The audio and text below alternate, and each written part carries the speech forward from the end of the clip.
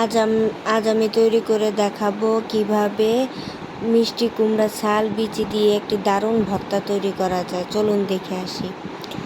প্রথমে ফ্রাইং প্যানে সরিষার তেল গরম বসিয়ে দিলাম।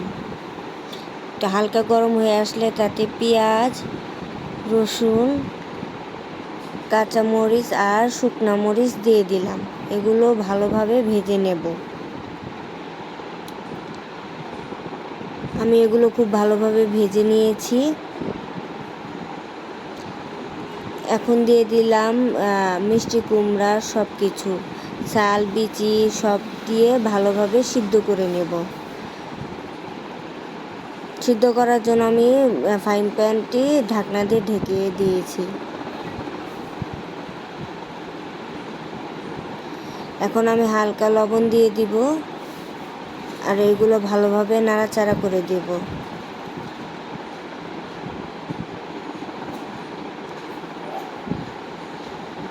এগুলো খুব ভালোভাবে সিদ্ধ করে নিতে হবে যেন কাঁচা না থাকে। আমি এগুলো খুব ভালোভাবে নাড়াচাড়া করে নিয়েছি।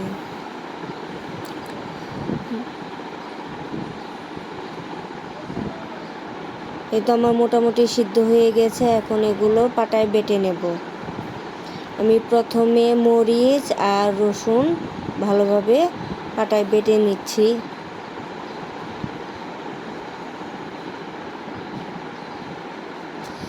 এখন আমি মিষ্টি লাউয়ের ছালগুলা ভালোভাবে বেটে নেব।